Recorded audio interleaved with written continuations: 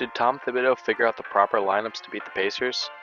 The Knicks in Game 5 did a lot of key things they needed to come back to prove that they can make this 3-1 comeback.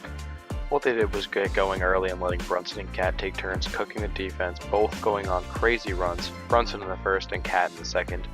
This is going to be key if the Knicks are going to win the series. Playing to their strengths, this team is built off two of the best offensive talents in the league, two All-NBA players on the same team, and playing to that and letting the hot hand cook while surrounding them with great defenders and rebounds who can knock down open shots with guys like OG, Bridges, Shamet, McBride, and Wright.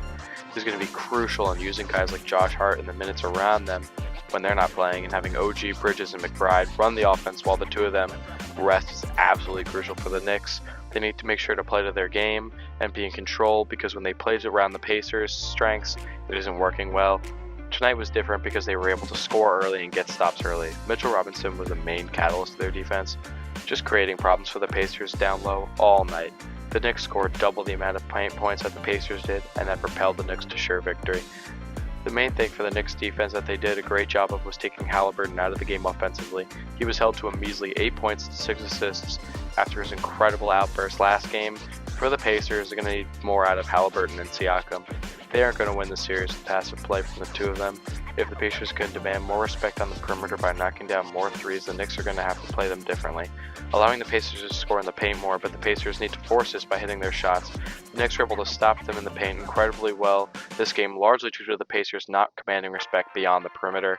This is something that they've gotten all series, but this game they weren't able to hit their outside shots, and that's something that the Knicks took advantage of because they packed the paint so well against them and really played great interior defense, not allowing them to take advantage of the fact that the Knicks are packing the paint.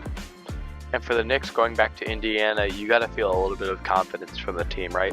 If you're Coach Thibodeau, if you're in the locker room right there, you got behind your two best guys and you kind of shut down the Pacers offense. It was a pretty commanding win in terms of, how they played their defense, how they played their offense. I think defense was the main catalyst for this win, and I think that's something you can replicate. The main thing you have to worry about is a hot shooting game from a Pacer like Nesmith had in Game 1, Siakam Game 2, Haliburton in Game 4. What you're going to want to do is try to limit any star from just going off for, a crazy three-point explosion. And I think they did a great job of this game, but I think that's what the Pacers' key is if they want to get back into this and win this.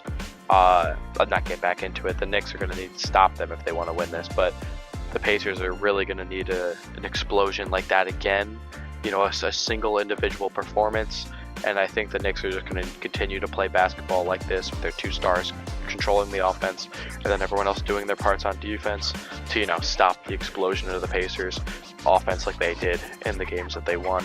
I think that's the biggest thing, is just stopping any individual explosions. And yeah, I think the Knicks, if they are able to stop that, that's going to be the deciding factor of the series.